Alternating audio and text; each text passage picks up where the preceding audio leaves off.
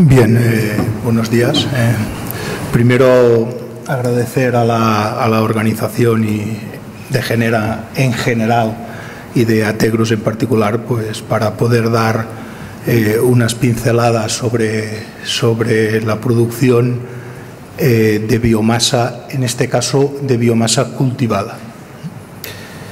Bien, entrando un poco en la presentación, voy a hablar un poco de la empresa, luego entraré ya en la biomasa cultivada y me serviré de modelo de un proyecto de generación eléctrica en base a biomasa, es el proyecto de Central de Biomasa Juneda, en la provincia de Lérida.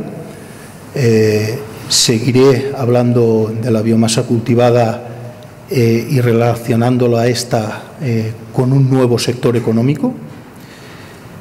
Intentaré dar algunas pinceladas de lo que, bueno, en el sector ya se empieza a hablar de lo que sería la biomasa 2.0 y también hablaré un poco de los problemas de los proyectos de biomasa. Bien, ¿quiénes somos? Pues Urgesneda es una empresa, es un grupo empresarial relativamente pequeño, que proviene del sector agrícola y ganadero, tiene intereses en el sector de producción de cerdos, también tiene mataderos propios con su marca propia y su distribución propia, está también en el sector de la distribución de productos elaborados en hostelería, caterings, etcétera. Tiene negocios de hostelería propiamente dichos y de turismo rural. También tiene una fundación que da cobertura a las actividades del grupo. Esto por un lado. Y por otro lado está, digamos, la ingeniería. Y la ingeniería se dedica básicamente a energías renovables y también a la promoción urbanística. Estamos en distintos sectores, sectores de la solar fotovoltaica, como no, sector de la biomasa, también en temas de aceites y biodiesel, a un tamaño relativamente pequeño, en cogeneraciones y en plantas de producción de biogás, básicamente en base a purines de cerdo y, como he dicho, también en temas de urbanización y obra civil. Entrando un poco en lo que es la biomasa, como he dicho antes, utilizaré de guía o de proyecto tipo el proyecto de Central de Biomasa Juneda. Es un proyecto basado principalmente, aunque no exclusivamente, en biomasa cultivada. Eso quiere decir que también integra otros tipos de biomasa, biomasa procedente de subproductos agrícolas y biomasas forestales, con un esquema clásico de generación eléctrica en base a biomasa y que integra también un district heating, un district heating and cooling, no solo energía térmica en base a calor, sino también en frío. Bien, es un proyecto que está avanzado en la fase final ya. Y que, bueno, ya están definidos los distintos procesos, también están trabajados temas ambientales y de integración paisajística y que lo vienen desarrollando la ingeniería vasca Sener y Urgesneda. Bien, entrando un poco en los proyectos de biomasa cultivada, estos proyectos tienen una doble vertiente. Por un lado tenemos la parte industrial, propiamente de los proyectos, y por otro lado tenemos la parte agrícola. Esta doble vertiente, esta visión diferencial de una parte de la otra, será un aspecto que nos irá acompañando en las distintas fases, tanto de promoción como de construcción, como de operación y mantenimiento del proyecto. Y únicamente cuando estas dos partes están íntimamente relacionadas, íntimamente integradas, íntimamente interconectadas entre sí, es cuando se puede hablar de un proyecto de biomasa. Las dos partes por separado tienen poco sentido. La parte industrial tiene poco sentido si no tiene una biomasa que quemar, y la parte agrícola tiene poco sentido cultivar biomasa si no hay un consumidor final, con lo cual la integración de estas dos partes es básica. Bien, esta integración o esta visión diferencial de estas dos partes se da en distintas fases. Por ejemplo, pues en la etapa de promoción industrial pues están los temas más relacionados con autorizaciones, permisos, proyectos, puntos de conexión, etcétera. Pero esto no quiere decir que por la parte agrícola también debe realizarse una promoción agrícola. Y la promoción agrícola sería qué plantar, cómo plantar, cuál será la logística, eso. Del mismo modo, los socios del proyecto también se pueden ver desde una visión más industrial o desde una visión más agrícola. En temas de inversión del proyecto, pues estas partes también serán diferenciales. En tema de financiación también, por ejemplo, en la parte industrial están bastante instaurados los esquemas de financiación en base a Project Finance. En la parte agrícola esto normalmente es un poco más difícil, con lo cual hay que mirar el proyecto en un conjunto, pero siempre tener estas dos partes. Lo mismo ocurre en temas de construcción para la parte industrial, en plantación para la parte agrícola, en explotación, y los problemas también son distintos. Los problemas en la parte industrial son unos determinados, en la parte agrícola son otros. Bien. ¿Por qué biomasa cultivada? Básicamente por dos razones. Siguiendo esta visión de las dos patas, de las dos partes, en la parte industrial se busca en la biomasa cultivada seguridad de suministro, con lo cual la parte industrial busca precisamente esto, mientras que la parte agrícola lo que busca es ingresos estables y recurrentes, predictibles. Es decir, busca un negocio a plazo fijo. La extrema volatilidad de los precios en los productos agrícolas hace que al agricultor le interese diversificar en activos fijos. Y los activos fijos, en este caso, la dan o le dan al agricultor la biomasa. Cuando interrelacionamos estas dos partes o estas dos necesidades es cuando nos aparece realmente el proyecto, cuando interrelacionamos estas dos partes y vemos que las dos partes son ganadores. Bien, pero a la vez, cuando interrelacionamos estas dos partes, nos aparecen ciertas implicaciones, ciertas necesidades que hay que tener en cuenta, que hay que asumir. Entre ellas, pues nos aparece dos actividades económicas estables a largo plazo, una industrial y otra agrícola. Nos aparece una vinculación clara entre agricultura y energía. Nos aparece básicamente en la parte agrícola un deseo de todos los agricultores, que es participar en todos los eslabones de la cadena de valor, tanto en la producción como en la logística, como en la transformación, como en la venta, y eso nos permite cerrar círculos en la parte agrícola. Todo esto producirlo de forma local. También nos aparecen nuevas necesidades, nos aparecen nuevos cultivos. Con los cultivos tradicionales no somos capaces de dar respuesta a estas necesidades. Nos aparecen necesidades de inversión, tanto en la parte industrial como en la parte agrícola.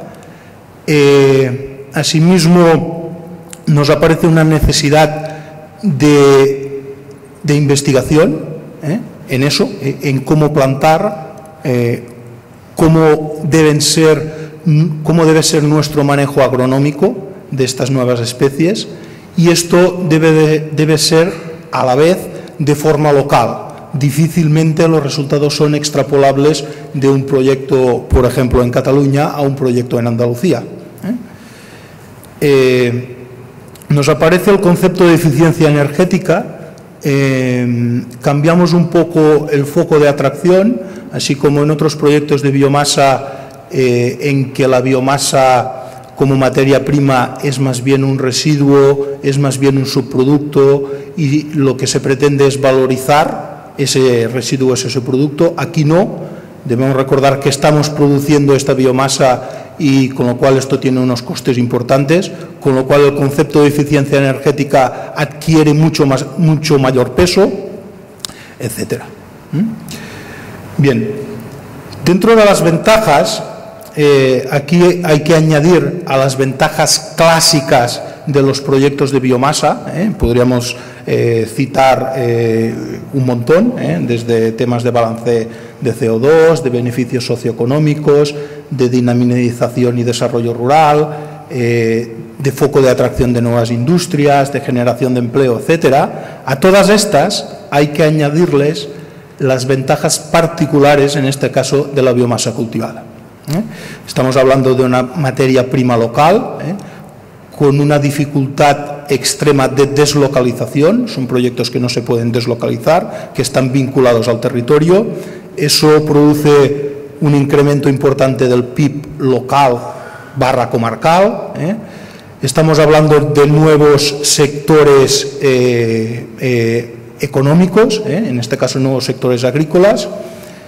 Se produce una diversificación de cultivos importante, con lo cual el agricultor tiene nuevas oportunidades con nuevos cultivos. Lo que he mencionado antes de las rentas estables y conocidas a priori, incluso antes de plantar.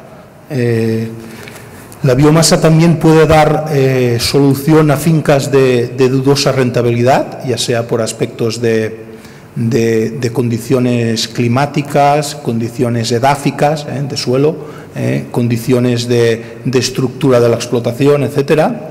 Se produce un aumento de la biodiversidad, tanto a nivel, digamos, comarcal, por la diversificación de cultivos, pero también un aumento de la biodiversidad a nivel de parcela. Normalmente se trata de cultivos perennes en que no se realizan muy pocos tratamientos fitosanitarios. Eso provoca un aumento de la biodiversidad importante. En algunos casos estos cultivos nos pueden ayudar a la lucha contra la erosión.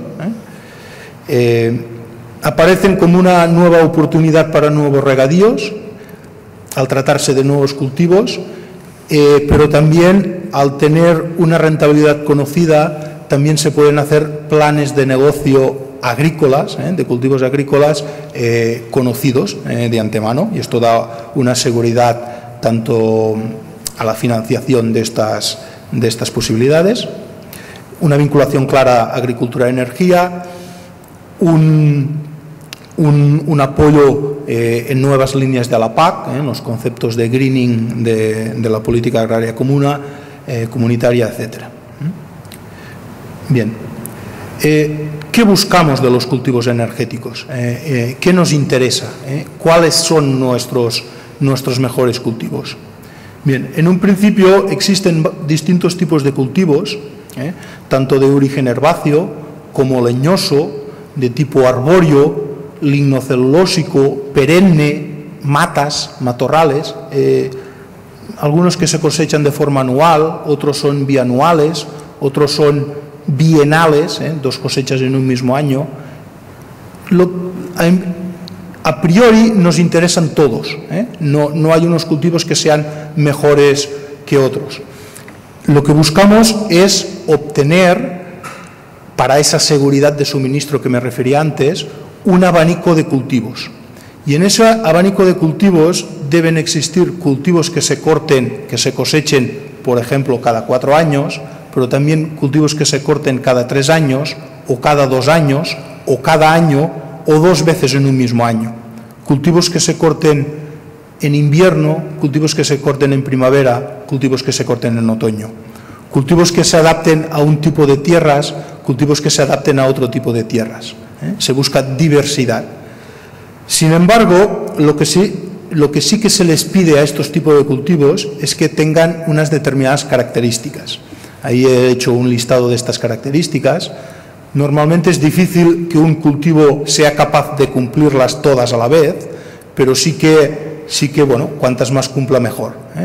Dentro de estas características está, pues, eso, que tenga un elevado rendimiento productivo, que la producción en toneladas de biomasa por hectárea sea elevada, que se adapte el mismo cultivo a distintos ambientes, a distintas latitudes, que la relación PCI / crecimiento juvenil sea elevada, un rápido crecimiento juvenil. Esto es debido a que, como son cultivos que se cortan muchas veces, siempre están en estado juvenil, con lo cual nos interesa su crecimiento en estado juvenil, no en estado adulto. Que tengan capacidad de rebrote, que se adapten a condiciones de déficit hídrico, que en condiciones de escasez de agua no perdamos el cultivo, sino que pueda bajar la producción pero que no lo perdamos. Requerimientos mínimos, tanto de abonos, de fitosanitarios, de agua en algunos casos, de trabajos. Está claro, que tengan un balance energético positivo, que sean capaces de ser mecanizables, una baja incidencia de plagas, persistencia plurianual y baja inversión inicial, etc.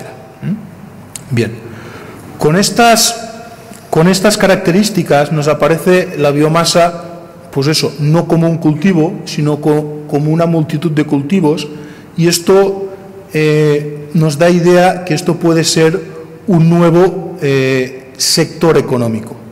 Se deben definir estrategias de planificación, estrategias de logística, debemos de hablar de predictibilidad de las cosechas, se deben definir planes de trazabilidad, calendarios de plantación, de cosecha.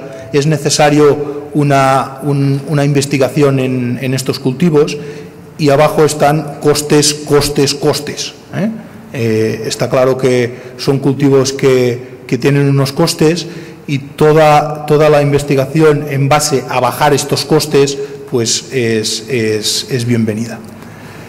Decir aquí que como son cultivos, como es un sector económico nuevo, los avances que se están produciendo en este sector son, como en todo sector nuevo, son muy importantes, con lo cual los costes se están bajando de forma muy rápida, y las producciones se están subiendo a la vez, también de forma muy rápida. Con lo cual es de esperar que realmente esto se convierta en un nuevo sector económico.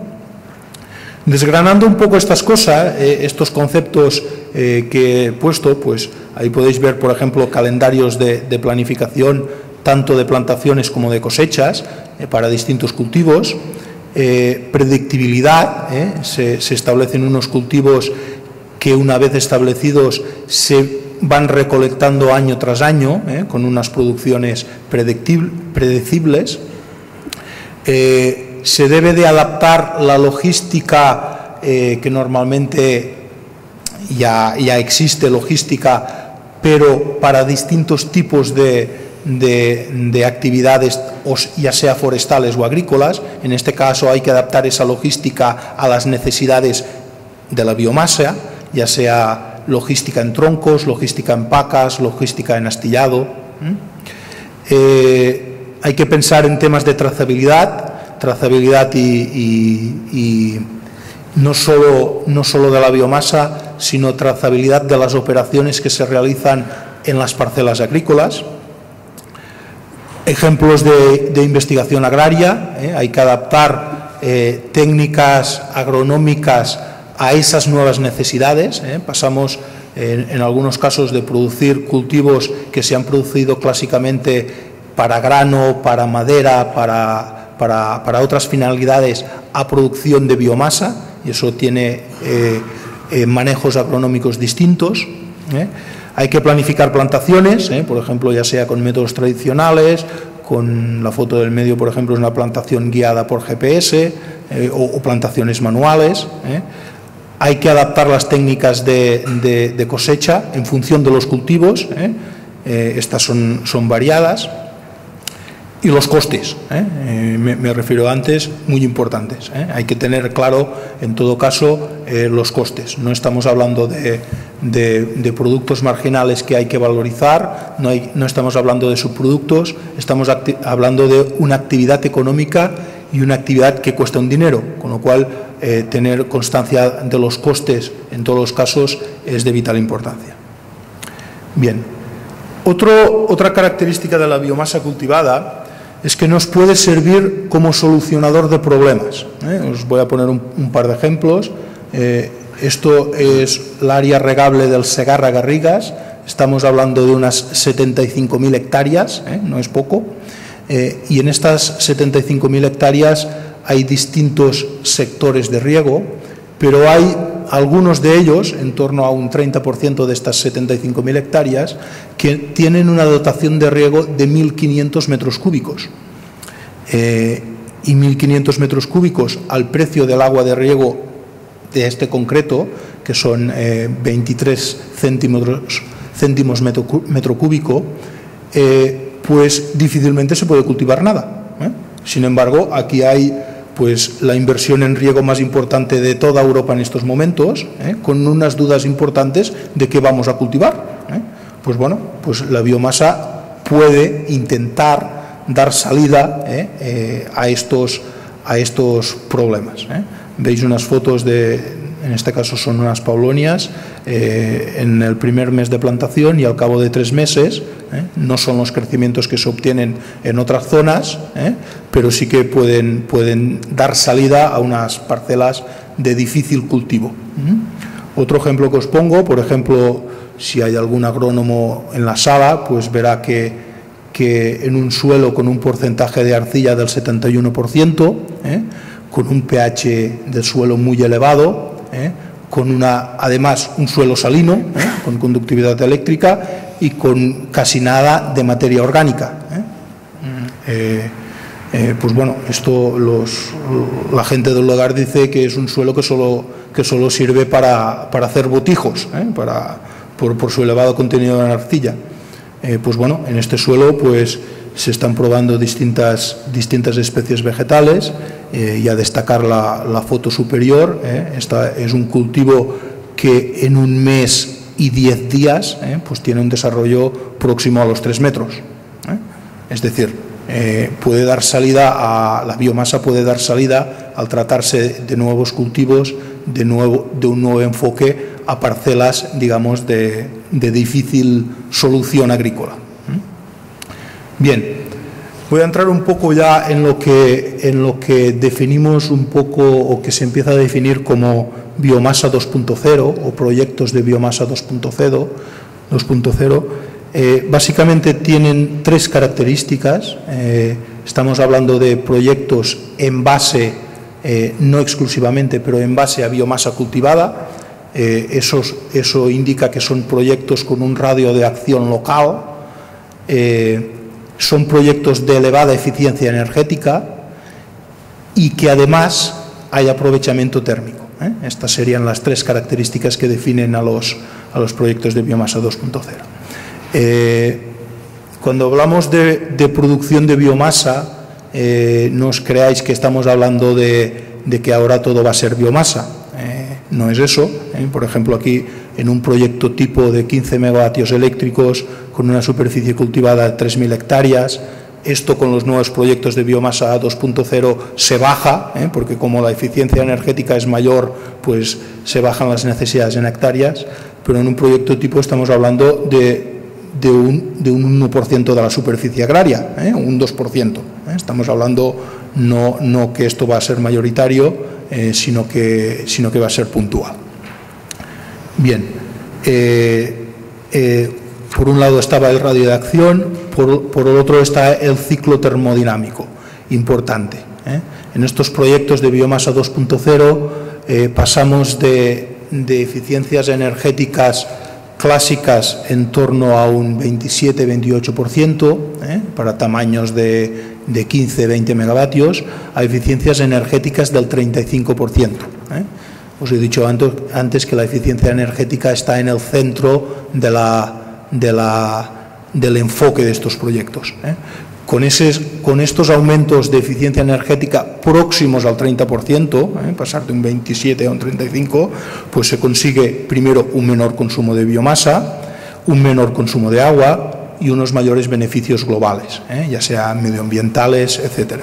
Además, como hay un menor consumo, pues se puede pagar más por la biomasa, se puede ir a buscar un poquitín más lejos, se puede vincular o integrar mejor el proyecto con el territorio. La forma de conseguir esto, ahí os he puesto una foto de una central termosolar, no es que me haya equivocado, sino es que los ciclos termodinámicos de estos proyectos, algunos de ellos son ciclos probados en centrales termodinámicas de este tipo.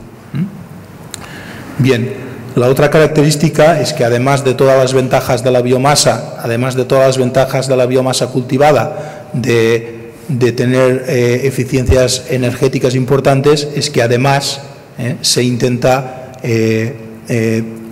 tener dentro del mismo proyecto distribución térmica. En este caso es el district heating del proyecto que os he comentado antes, del proyecto de Central Biomasa Juneda. Este es un district heating a industrias agroganaderas ya existentes, para que os hagáis una idea, desde industrias incubadoras de huevos, industrias que se dedican a la deshidratación de alfalfa, y mataderos avícolas, industrias de conservación de fruta, en este caso se transforma el calor en frío, y además la distribución de calor llega al municipio, con lo cual os podéis imaginar las posibilidades futuras de este tipo de proyectos. Bien. Otra característica, esta sí que no es exclusiva de los proyectos de biomasa 2.0, aunque es deseable, es que lo que he intentado visualizar en esta diapositiva es que la idea parte normalmente de la base, parte de la zona agrícola, y es esta zona agrícola que a través del territorio, de empresas del territorio, corporaciones municipales, etcétera, van a buscar el socio tecnológico industrial, y no a la inversa. No es normalmente lo que ocurre en muchos proyectos, que es el socio tecnológico quien tiene una tecnología y la quiere implantar en su mejor, digamos, zona. En este caso no, esto es a la inversa, y sí que hay que destacar que al ser a la inversa, el número de agentes implicados en la base es mucho mayor que en el medio, que en la parte elevada, pero sí que todo esto debe estar muy bien integrado, interrelacionado, porque cuando este esquema lo traducimos a euros, los socios tecnológicos industriales, la parte industrial, es el montante más importante de dinero, y a pesar que en la parte agrícola esté la mayor parte de agentes implicados, el montante final de dinero pues es mucho menor. Bien, además estos proyectos intentan, por esa serie de características, estar integrados en el territorio. ¿Y cómo se consigue esta integración en el territorio? Pues además de la vinculación clara agrícola, pues hay que tener en cuenta temas importantes, por ejemplo, temas de emisiones. Hay que tener unos buenos sistemas de depuración de gases, hay que tener en cuenta estos temas para que el proyecto se integre de forma mejor en el territorio. Por ejemplo, este es el caso del proyecto de Juneda, que hay un compromiso de reducción de las emisiones entre un 25 y un 80% en función de los parámetros sobre la futura normativa aplicable, y temas también de integración visual y paisajística. Bien, ¿y qué problemas tienen? Pues como os habréis fijado, primero hay mucho trabajo detrás, pero para los que somos ingenieros, pues el trabajo normalmente no es un problema, ¿eh? Lo que hacemos es medir, cuantificar, obtener datos, y en función de estos datos obtenidos pues buscamos las mejores soluciones. A veces se encuentran y a veces no. Los problemas normalmente son de otra índole, ¿eh?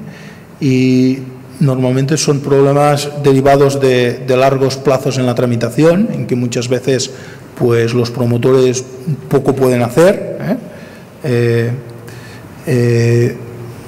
pues a veces se dan una integración de distinta casuística, en que hay cosas como poca decisión política a la hora de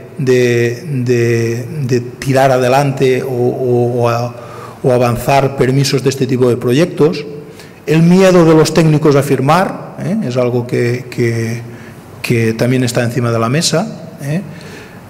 La poca agilidad del sistema en general, la burocracia administrativa, los plazos para los distintos informes técnicos, el síndrome banana, no sé si habéis oído hablar de él, eso que no se puede construir absolutamente nada en ningún sitio, pues normalmente los problemas vienen debido por esta distinta casuística que se va retroalimentando entre sí, y que en medio está el proyecto industrial.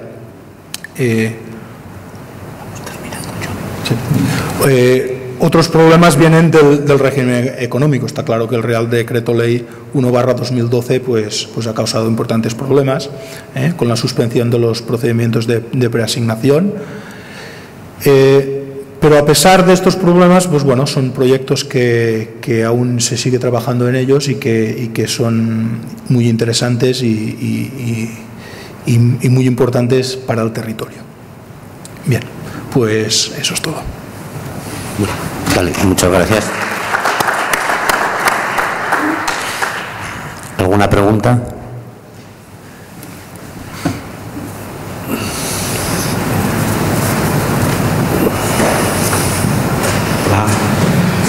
Hola. Una pregunta así muy simple. Superficie de cultivos ya hecho y qué cultivos, o sea, bien, leñosos, herbáceos, más bien, pues un poco. Sí, lo he comentado antes, igual como hay una promoción industrial, hay una promoción agrícola. La promoción industrial, permisos, licencias, etcétera. Promoción agrícola, qué plantar, cómo plantar en cada zona.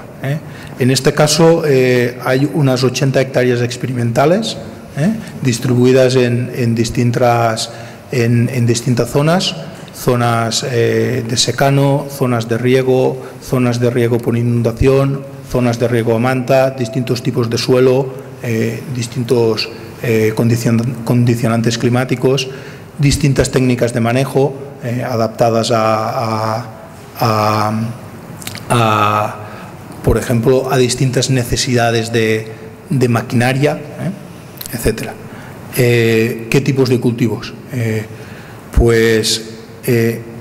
Depende en cada caso y de la ubicación del proyecto y del tipo de ambiente en cada caso. En este caso, desde cultivos de chopo en corta rotación y alta densidad, con filas simples, con filas dobles, etcétera. Cultivos de paulonia, cultivos de miscanthus, cultivos de igniscum, cultivos de sorgo, cultivo de centeno, cultivo de triticale, etcétera. Diversidad de cultivos.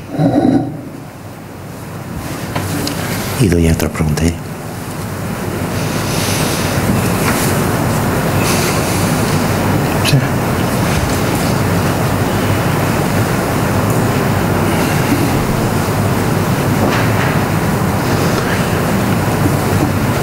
El proyecto estaba ya inscrito en el REPE, y si no es así, ¿cómo le afecta la suspensión de tarifas de renovables?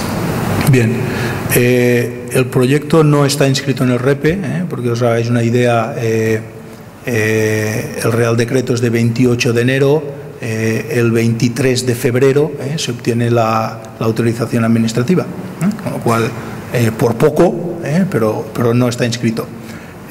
¿Cómo lo afecta? Pues no tiene preasignación. Es un proyecto que a día de hoy tiene un interrogante importante. Esperemos que primero por las singularidades del proyecto y por la puerta entreabierta que deja el punto 3.3 del Real Decreto, proyectos singulares, alta eficiencia energética, biomasa cultivada, district heating, etcétera, pues esta es una posible vía. La segunda vía es que la suspensión, como dice el Real Decreto, es temporal, y esperemos que la suspensión, pues esa temporalidad tengamos todos un poco de visibilidad en esa temporalidad.